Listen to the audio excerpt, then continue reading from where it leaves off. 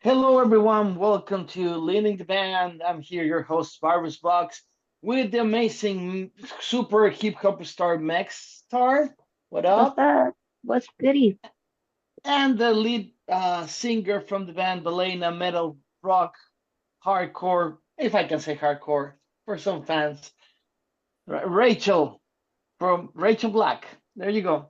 What's up, everyone? Uh, Before we jump into the topics, remember to share and like. We're really excited because we're growing up really fast.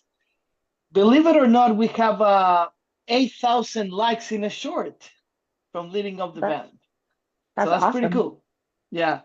And we're starting this our third show. It's been a complicated week, Memorial Week. Congratulations to all our forces. And welcome, everyone. How are you?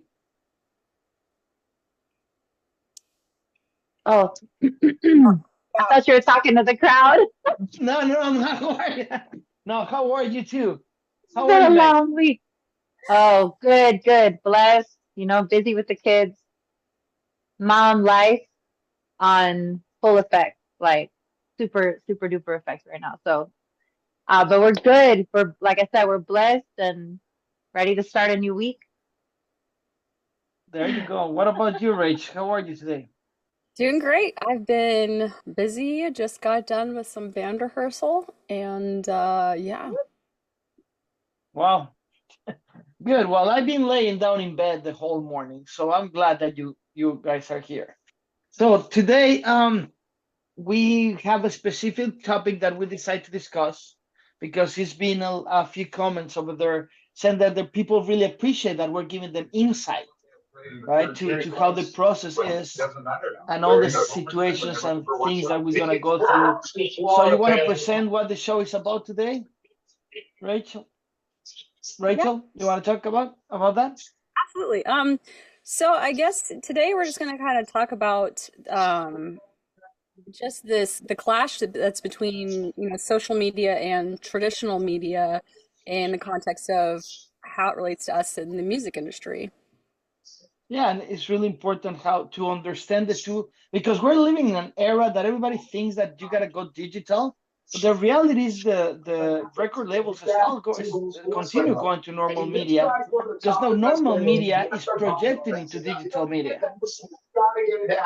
and and that's something that people are not talking about enough because if you are super famous like you two in TikTok is amazing, but just for the TikTok community, right? The rest of the world are missing out in your talent and all the efforts of everyone. So yeah, why we don't dig into that? Why don't you tell us about a little bit your way to getting so many fans through TikTok, Rachel? Ooh, it was so funny because, like I've mentioned on previous episodes, I originally was just going to be doing instrumental music, and my friend was like, I'm sorry to tell you this, but you have to get a TikTok if you want people to listen to your music. I was like, no. She said, yeah. I said, no. She was right. So I had no clue what I was doing, and I was so shy, but honestly, I just decided from the beginning the one thing I've never liked about social media is how people can appear to like have their lives be perfect or wear kind of masks and not be themselves. So that's, I think, for me, what has the experience of social media, primarily TikTok. So I'm gonna say it's been rewarding, it's been amazing, because develop this community and I get messages all the time with people saying like, I remember when you first started, like seeing your journey has been really cool because I'm very open and vulnerable and I'm not afraid to share like maybe the ugly parts of my past because Are it's not you referring the Chuck Norris jokes? That's the ugly parts of your posts? of my past. No, no, those are the highlights. Those are the highlights. I want to make a public apology for those jokes to the society in general, but keep going, Rachel, keep going. No, I mean, even just through, I do, and Valena does stand for a lot of different things. We really want to be. a place where people feel like they belong, that their voice is heard. And so that's just been something that I've tried to do from the start. And I really think that honestly, like developing friendships with people and collaborating with other musicians and stuff like that has been so, so cool just to, be able to do that and just say, hey, like this is me. If you don't like it, then So it wasn't a strategy. You just jump in and show yourself to the world, and you just went in. I had no clue what I was doing, and I was just like, I'm just gonna be me. And how you feel now that you are, and I don't want to go like right to the point, because I want to understand, and I want the audience to understand more, because you started your TikTok in 2020, right? In the pandemic, or Um, after? 2022 actually.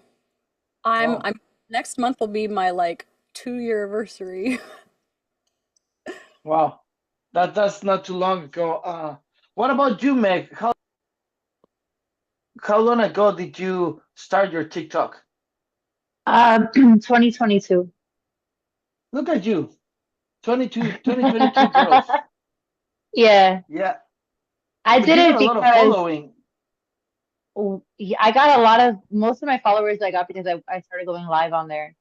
Um, I started it because I realized the impact it can have on you as an artist, as far as getting yourself out there to the masses. Because a lot of people use TikTok.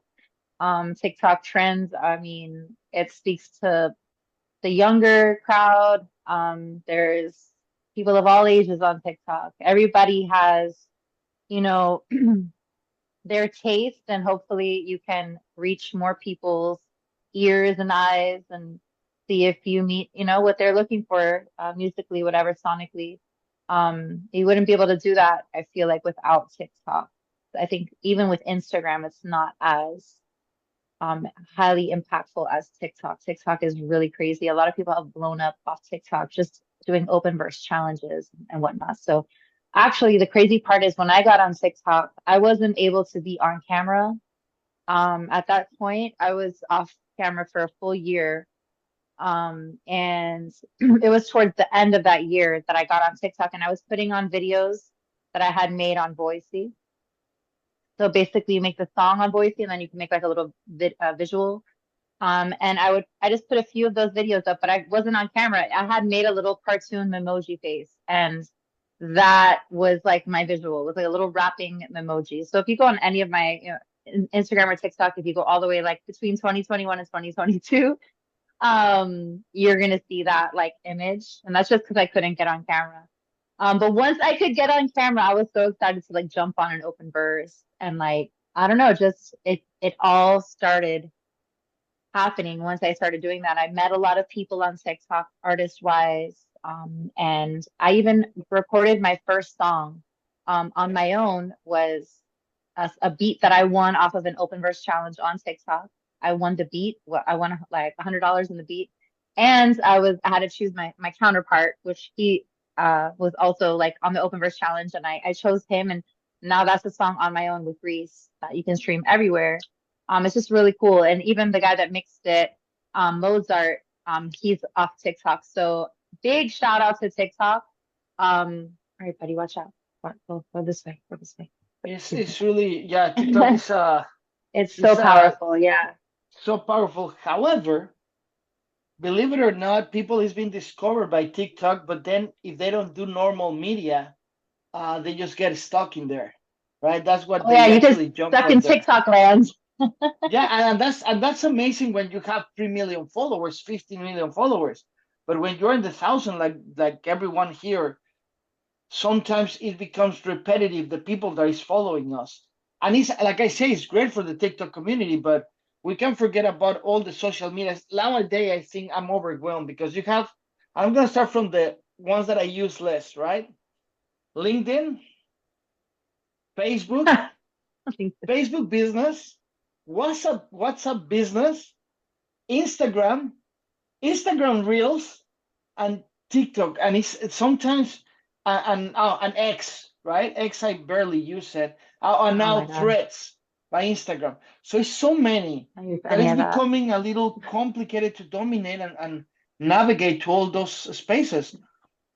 Back in the day, here goes all virus talking, right? Back in the day, it was really hard to get into normal media because it was extremely expensive. You really needed somebody to pay for your rotation, and you really needed somebody to pay for your commercials. And it was a big process. It wasn't like if you were good, they put you in the radio. That just happened in the movies, right? I'm pretty sure here and there that happened, but it was an extremely hard process. Remember back in the day, I submit to every possible radio station, and they don't even say thank you or we will check it out or we don't like you, right? And when they say I like you, you go to a meeting when you're not an artist, and they say we're gonna charge you as a space, radio space. So if your song, and now this is gonna answer a question that has been around for a little bit. If your song was 4 minutes, right? They separate it in spots of 30 seconds and add them together to charge you, plus tax. So that's why the songs start being 2 minutes from 30 and 3 minutes, because it was cheaper. Not because the artist and the music and the evolution. No, it needed to be cheaper to be there. I remember, and I'm this part of the system. I'm not complaining. I'm not saying. I remember Jesse Cervantes in Mexico in Exa Radio. I sit down in front of him. He told me, I like your song. I like what you guys are doing. Can you pay me? I said, what are you talking about? It was like in Mexico, like $17,000 a month to sound like 3 times a day, a month in a commitment on 3 months. It was impossible. I'm talking about 20 years ago. It was like $30,000 a month for kids that are 20 trying to make it in music. And back in the day, it was only High Five. You guys remember High Five? And MySpace. High Five High was the five. pioneer. High Five was before Facebook. No, I High don't Five remember high five. High Five was, imagine Facebook. I really don't know how they didn't sue Mark Zuckerberg and they won, because it was exactly Facebook, but it started in Asia. And some people knew it in America, some of them, but it was a moment that High Five was fighting like 15 years ago against Facebook to see who's gonna win that territory. Then Facebook won, obviously. But like I say, so the only way, actually, you can tell the rotation curators in the radio. Hey, because I remember I was big in MySpace. MySpace, I got like 300,000 followers. That was a lot for MySpace, right? Because your top was 6,000 friends. So the other people, it was the reproduction, and you need to upload the song for the audience that doesn't know what MySpace is. It was the first free platform for musicians to upload their music and meet people and meet with the fans. And I remember it was crazy times. But you could go to the radio station and say, "Hey, my song has 3,000 streamings," and they go, "Great, I don't care." It didn't matter before. They didn't care about it. So, long story make it short, you needed to pay. Luckily, Jesse Cervantes and Diego Torres, that they were the lead in the radio station, one of the biggest radio stations in Mexico and Latin America. They like us, so they tell us, okay, I'm gonna take you on tour, and you're not gonna charge me. And that way, instead of, because the system was you pay the radio station make you famous, radio station hire you to make promotion for the radio station. So they say, you know what? I like you guys. You're gonna go and play with us, but you gotta make it to the concert yourself. So we're not gonna pay you anything.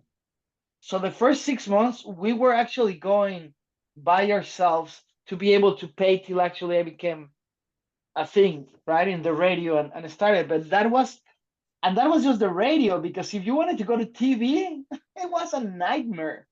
Going to TV, you needed to submit it.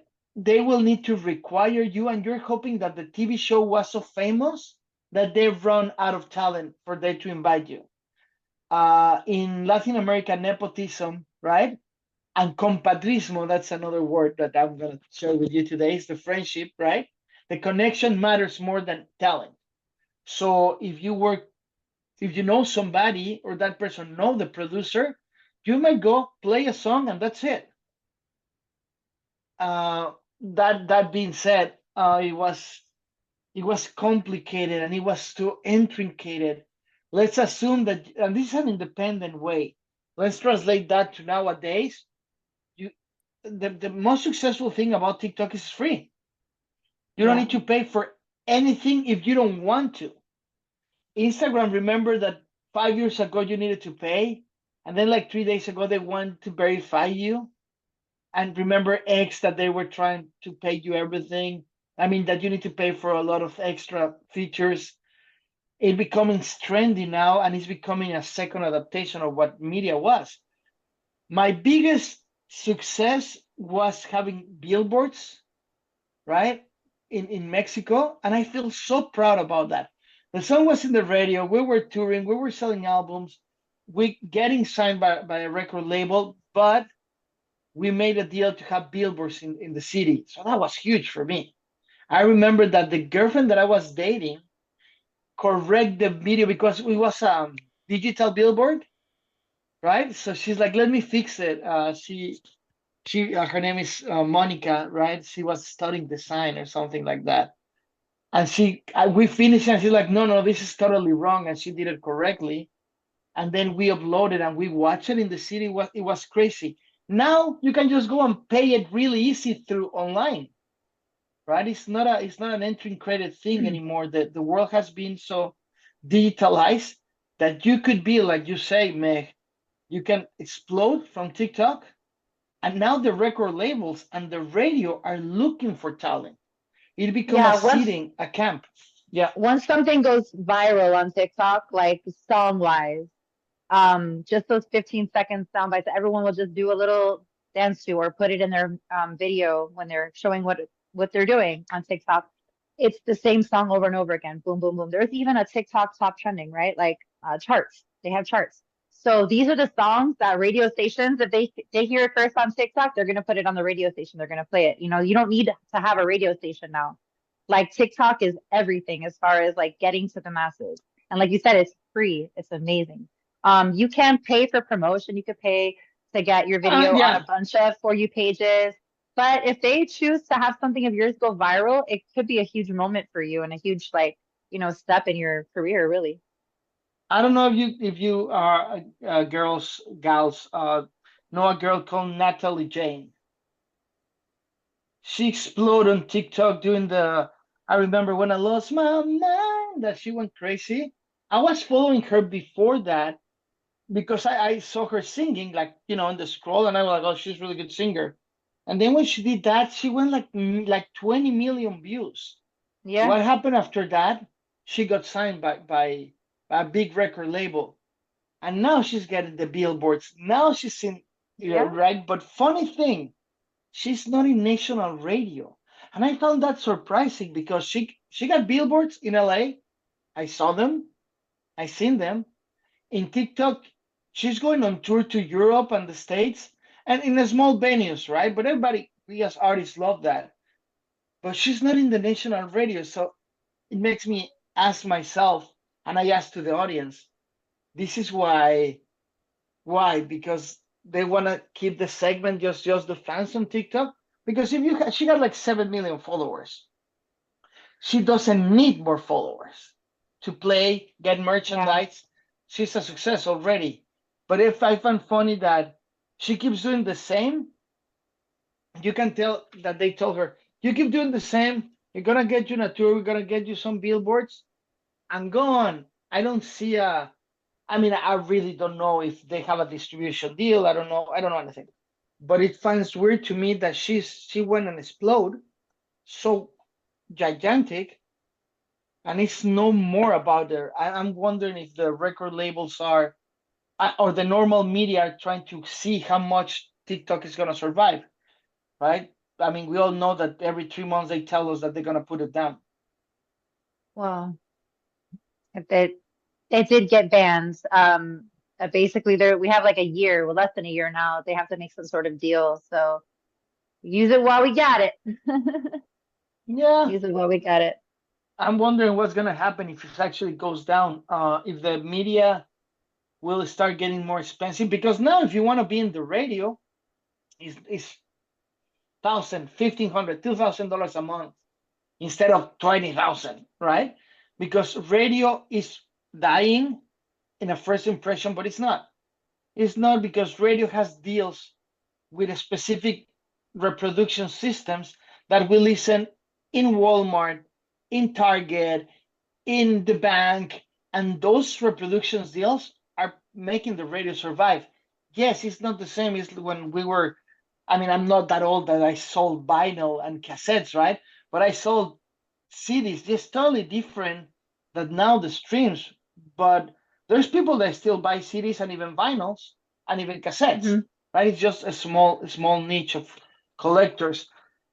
But now, Rachel, you are in the streaming sites and in the radio right now.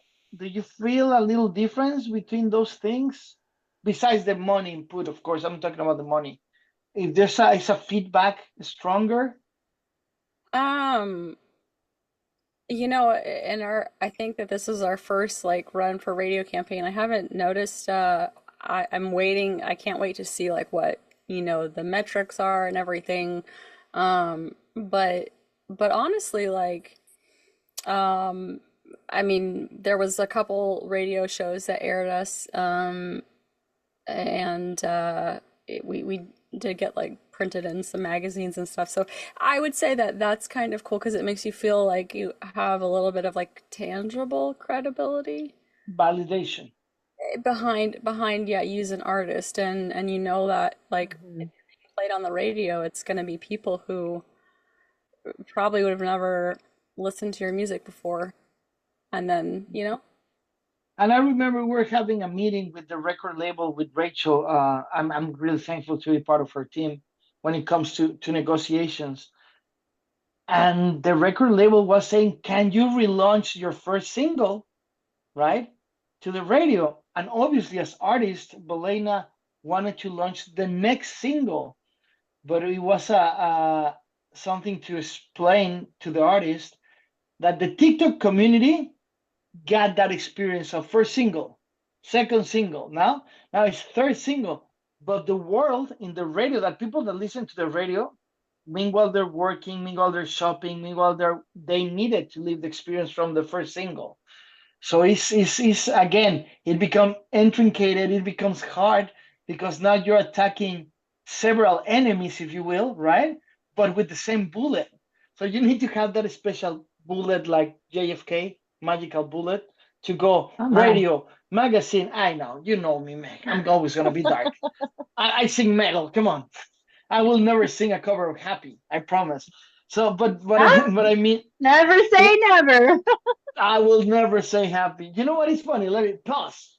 How about for $1 billion? Oh fuck, because I'm happy. I don't, for $1 billion. Yeah. Who wouldn't Sorry. do that? Um, no, I probably wouldn't do it. For a billion, maybe, but I wouldn't be happy doing it. Oh Uh, man. I can make a version called Crappy. Oh my God. that's a So catchy song. anyway, it's a Cause I'm catchy tune. happy. Yeah. Okay. Um, Don't so what mind I'm me. saying, so you're shooting to the same to different targets with one bullet because you got to cover with the same budget. And that's what I ask myself all the time. Before, let's assume that launching an independent album was around between $25,000 to $150,000. I'm talking about the year 2000. That's a significant amount of money just for the first single. And maybe the first single won't work, but let's assume it goes like that. Uh, People don't know, everyone knows Ricky Martin here, right? Of course. Remember Living La Vida Loca? Everybody remember Living La Vida Loca? You know Living how la much vida loca.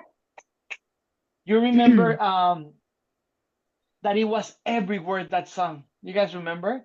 I Oh saw the yes. paper and it was $5.3 million to launch that song. 1999.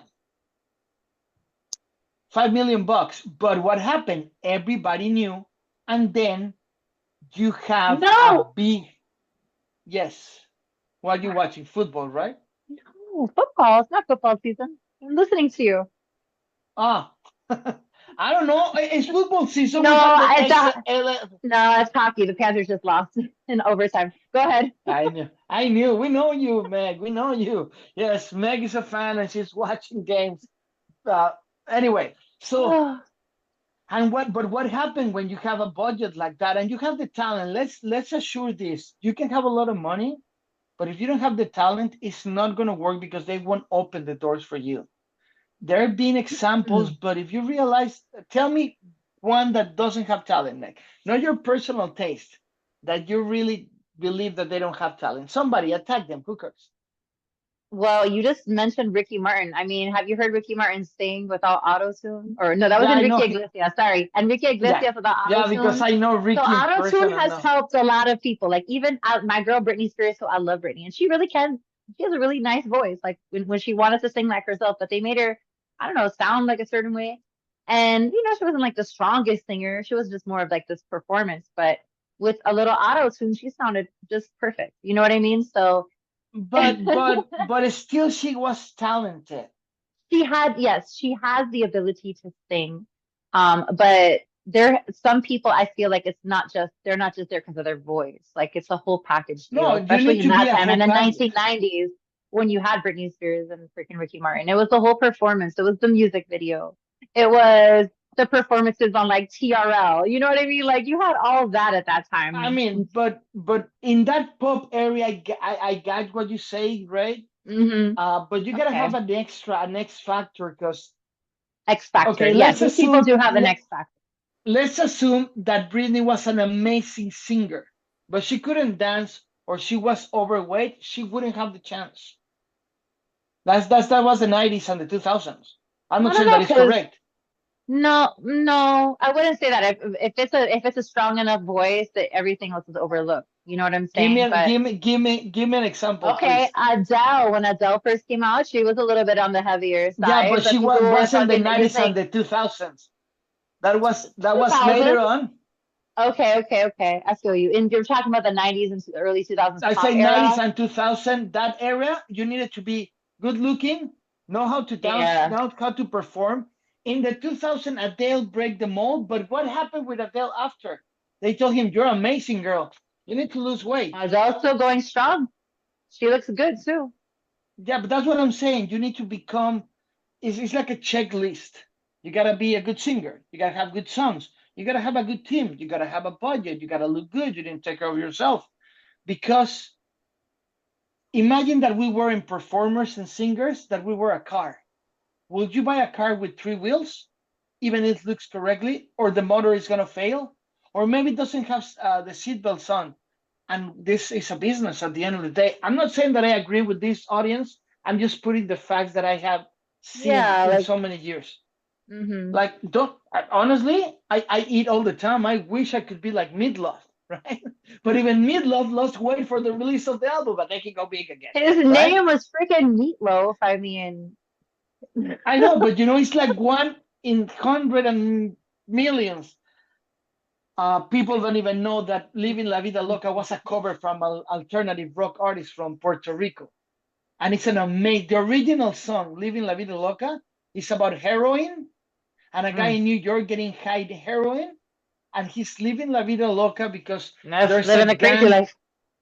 Yeah, and there's a gang in LA called Living La Vida Loca, and they have 3 points here that is Whoa, Living whoa, La Vida whoa. Loca. Yeah, what? Yeah, seriously. Audience, we're not flashing any gang signs. Oh, come on. Leave me alone. You're the hip hop parties. What's up? Yo. That doesn't mean I'm Um, gonna flash a it gang. doesn't mean anything because I don't know. I'm a metal singer. But all I, I You're know just that going this like is, this. yeah, You're saying the exactly. butterfly gang. Is the piece, sister. No, no, no. The only, so a long time ago, when I just barely moved to America, I was with my friend Luis and we went on a double date. And the girl that put all this together and was dating. Well, in that day, she went out with Louis. She was moving from LA to Portland because she was escaping from the gangs. So she talked like 3 hours about the gangs and the inside. I was like fascinated. I forgot the date. I was like, just keep telling you things, and I learned about that thing. like I say, it's a cover, but again, it becomes part of a big infrastructure. They'll select the right song, got the right look person for that age, right? Uh, we're living in an era of fitness. We're living in an era of Botox. We live in an era of fake a good development, right? I'm not into hip hop, as you know, Meg. I don't think Kanye West is good. Sorry.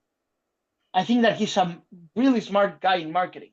And I know he knows exactly what to say and how people will receive it. But as his voice is even, remember this video that it was trend about him singing Bohemian Mm, Rhapsody? I didn't hear all that. Are That's, you talking about Kanye West? yeah, Kanye West.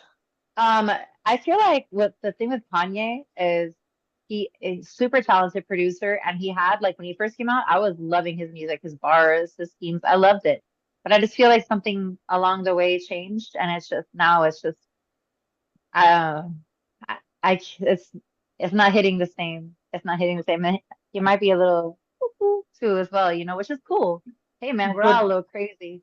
But but yeah, you I know, feel you on that. I feel you on that. He's I smart think that he marketing. knows. Good, Yeah. good publicity. Bad publicity is good. Is any publicity is good publicity. Say that sometimes fast. I apparently can't. a- But And you know what I mean? don't Like he's no matter what they're talking about you, they're talking about you, and he knows and that's how to good. get people But that's what I'm talking. saying. Yeah, He's really yeah. good to know how to talk to the people that are trendy now. He doesn't create Yeah. the trend. So we don't like him anymore because now he's talking to a different younger generation. Mm, And that hmm generation is keep buying things. And then he comes with a new conflict that is gonna buy and sell more. And then when everybody's calm and he got his niche, then he goes and talks to the president supporting a crazy cause, and everybody talks about him, so he sells more. I think that he Yep. hasn't changed. We evolve, and he is still talking to the commune manipulative consumer. Mm. Uh, that's what I think. But I'm not gonna go crazy on that. However, Rachel is being too quiet today. What's going on, Rach? I know you're tired from your rehearsal. I'm just listening to this stuff about Kanye and talk from dates, and I'm seeing where it's going. Yeah. Can you put your volume a little higher, Rach? Just a little higher. Thank you. Um, So, well, now that we're here and I got two amazing, talented women in front of me, I want to unleash yourself because we need to talk about this because something big happening in music and we're in music. It's a music podcast. What's up with Puff Daddy and the nightmare of person that he is, that everybody's been telling us for decades that he's a bad person, but now it's in the light. Do you guys know what I'm talking about? Yes. That- So, for the people that don't know, an ex-girlfriend of Puff Daddy said that she was being physical aggressive with her. He went online and said, "This is a disrespect for me and my family. I will never touch a woman. I will never do that." A month and a half later, the video of him being extremely aggressive and physically hitting a I'm not gonna go to genres here because that's implied, but feels hitting a human being the way that he was hitting another human being is I don't even have words, right? Yeah. And he denied it, and then because I'm saying all this because we can talk about this to that point, and then what is happening right now. And then he went for an hour and a half on an Instagram live to apologize, saying that he's been seeking mental health help, that he is sorry about everything. For a reason, the status of limitation, he's not gonna go to jail. Go wonders, Right. like hmm go wonders, right? And they're getting into a settlement. But Yeah, guess that's why what? Go ahead. That's why Cassie originally had to do a lawsuit and not like press charges because a lot of the statute of limitations has gone up. This happened so long ago. That video that resurfaced was from 2016. And not until the video resurfaced did he offer an apology, a very insincere apology. You know, the crazy thing, last week you were asking me about any bad experiences with producers, and I thought of it after and I was like, oh yeah, Puff Daddy. Because I have my own story with P Diddy. And I'll tell you, when I worked with him, he was it was like what you see in the videos and stuff, like how he acts and on TV was completely different than the person I encountered and I interacted with and I saw. He gave off such mean, like just like deeply like scary vibes. I'm not even joking you. So, but anyways, seeing that video was very triggering for a lot of people, I'm sure. And I'm sorry that Cassie had to relive that, and have it, come out like that. However, how crazy is it that it takes that video to resurface for a lot of people to actually believe what she was saying? Like, you know what I mean? That's the I, scary I, part. the scary part is that money will set you free, right? Yeah, he Even, paid 50K for the hotel to not let that video out. He paid fifty but thousand then dollars. she paid 15 and the video was released to her. Now, I'm Mm-hmm. sorry that I'm gonna bring you to that, but you just say that you work with Puff Daddy and he's the most trendy person right now. We need the whole Yeah, I scoop. did. I This did. podcast is going to the But roof. I Next, wasn't, you got I the stage. wasn't, listen, I forgot about this, but because it wasn't me singing. I was dancing. I was one of his dancers. So basically in the VMAs 2005, I auditioned to be one of the dancers. And once I got picked, like through all the process or whatever, the choreographer was Lorianne Gibson, which was like Making the Bands. I don't know if you ever saw that show, but like she was the Yeah, I choreographer on the remember. show. Oh yeah, she was the choreographer. And they're like, okay, you guys are going to be dancing for Puff Daddy, like, or P. Diddy, whatever. And we were like, holy shit, that's crazy. Because at the time, I'm like, huge, you know what I mean? Huge, a huge influence growing up. But yeah, so I went through like the whole week of rehearsals. We broke off into different sections and had to learn different choreographies.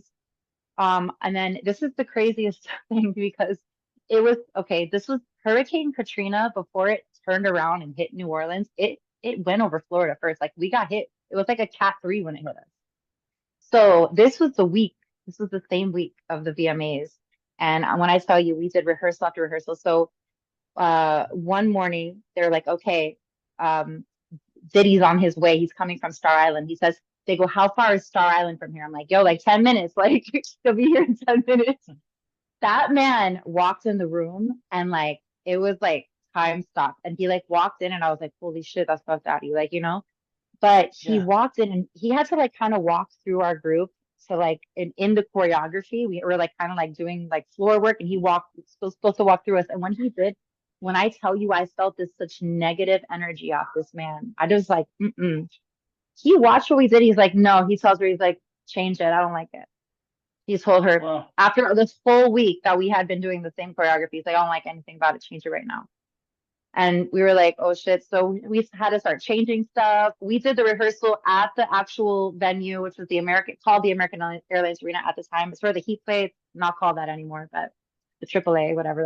That's how I know it. When I left the rehearsal that day, I had a phone with me. That shit got blown away in Hurricane Katrina. Okay. This was all at the same time. It was just bad vibes all over. Turns out, the next day after that, okay, he had his people like at the actual like rehearsal and there were like dudes asking girls like, oh, do you want to come back to Puff's Mansion and Star Island, this and that. And first I declined, of course. I was like, no, no, I'm good, thank you. But a lot of people did go to that, so they were taking people and bringing them to his house or parties. I did not personally go. I cannot tell you what happens there. So however, the next day, the day before the show, I got cut. I got cut. Me and 4 other girls, like it was like 5 of us in that one because you section didn't he went. didn't like. I don't know if it was because of that, but it was the section he didn't like Don't that be they had to keep polite. It's changing because our you didn't went. choreography. Yeah. Yo, I promise you that I was like on my way to get my costume for the next of the shows on Sunday. So that Saturday I was, bro, going from losing my phone. I didn't have power because of the freaking hurricane. I got to the rehearsal like a little late, looking crazy that next day. I was like, maybe it's because I looked like a dead rat because I couldn't fix my hair. I don't know what it was, but I'm like, was it because I declined the invitation? I don't know. I'll never know. But that man's aura was something was off about it. I do not get good vibes from him at all. So it was crazy how he kept changing our section and changing it to finally just completely forget about us. And I'm like, damn, did we just get cut on Making the Band? Like that's how I felt. I felt like I was part of the Yeah. show. So yeah, I watched the VMAs from my friend's couch, a little sad because I was like, I should have been there. I rehearsed on that stage. When I was doing the Well, rehearsals, I saw the chairs with people's names, J-Lo, Shakira. Like I saw their names. Like I'm like, oh my God, she's gonna be right there. I'm gonna dance in front of J-Lo. Oh my God. And no, I didn't get to do it. But yeah, fucked up daddy. I knew he was bad from then. yeah, I mean that's tough, but I mean it's sad for you, but we know that's the industry, sadly, and more in the past, and not even in the past. Meanwhile, you were sharing that story that I'm really sorry that they caught you because you didn't went to a party, and thanks God you didn't went to the party because we know what happened with that people like that, Yeah. right? I still got Um, paid, so it's okay. yeah, that's good. The I was just reading right now that even he goes to jail, they will not remove his star from the Walk Star of Fame. I just read that. Now they're coming That's more crazy. allegations of rape, allegations of Hmm. misdemeanors with minors. I mean, he had it coming for a long time, but now how powerful he is. That I read an Hmm. article, right, in a serious journalist, in a serious newspaper that says that he's not going to jail because he always took pictures and videos of his parties, and there's a lot of Hmm. important people involved, Yep. and that took me to. There's that too. So this is really weird that. So no matter that you're a bad person, no matter that you're found guilty on a video, if you got the money, you're gonna walk. So what message are we sending to the future artists and the future fans and the kids of our fans? What is the thing? Don't worry if you're talented or not. Meanwhile, you have money, you will make it up, right? And that's kind of discouraged for a lot of people because I find it weird, and I can't wait to see the reaction of our audience to the comments, right, of this story about you. Like I said, I'm sorry we went to that, Oh but I yeah, it was think the guy. I mean, you guys remember Tekashi 69, right? Tekashi Takashi 69. Predator. Oh, Takashi 69. Yeah. Yeah. Tekashi 69. He got a video with the girl that she went and say, he molested me, right, in the legs, and he went to jail 2 years. Of that is beating the woman in 2016, not 2000, not 2000, not 1994. Yeah, Seriously, no. seriously, that legislation needs to, if it's a physical It's proof, over 7 years. I think it's a 7 years I statute of know, but that limitations needs on to everything. That's change. crazy. Definitely, especially when it comes to violence against women, domestic violence, And to any sort of whoever, violence attack. A violence attack should not warrant. I'm sorry. I, If it I happened, understand. sometimes it takes decades to find out who did it, and what. Then they're just gonna walk, and they're. It's very unfair. Yeah, and the fact that money can buy your way out of anything is also unfair. If you really think about it. It's crazy out there. Money is Is and power is actually really scary. Yeah, money talks and bullshit walks. Sadly, in this situation, like I say, I found it stupid and disrespectful. R. Kelly, right? He's rotting in jail, right? I'm not defending him, but the problem is that I'm talking about the difference between R. Kelly was a letter, a written letter. Tekashi 69 was a video of 5 seconds. The woman that was accusing his sitting on his leg, we didn't see anything. But then we have Puff Daddy beating the shit out of a woman, pulling her from the hair, throwing something with so much anger at her, kicking her on the floor, right? And he's in his mansion looking at this. I mean, you know what I mean? So he didn't was called, he didn't, the judge says, okay, you can go on bail. No, no, no. He's in his house. He's untouchable. So what hope Hmm. those people that were abused, men or women, right? Because obviously, as women, I appreciate that you defend the violence against women, but I see many cases of the other way around, right? Physically around, and let's talk about violence against humans, regardless their age or their gender. It's gender. It's totally. It's weird. It's weird how that could be accepted by society. And you know what is the worst? In a year when he doesn't do anything, he's gonna release a new album saying, I am free of guilt, and it's gonna sell a lot because the industry and the system will prevail that to happen. Uh, Allegations against Michael Jackson, they call him the king of pop, right? Allegations against Prince, the best musician ever, right? Remember Whitney Houston ex-husband, Chris Bobby Brown? Brown. Bobby Brown, sorry. Bobby Brown, he even accepted, and she was a black eye, and he never went to jail. So then we realized that it's really hard, and I know people has been convicted or attacked, right? Without real fundamentals. And I hope this doesn't become a bigger circus than what it is. And actually, the people that got hurt actually come forward, not people that wanting to get attention from this. Because every time somebody that want attention about this kind of cases, they just make it worse for the people that actually suffer. But anyway, so just to be clear, Megastar worked with Puff Daddy, and he could get out of the show because he didn't went to a party with him. That's the note. Back to you, Rachel. That's my version. I stick to it. I mean, it very well could be that. I'm almost. You know, honestly, I think I had a different understanding than I do now when I was first starting my own personal artist career.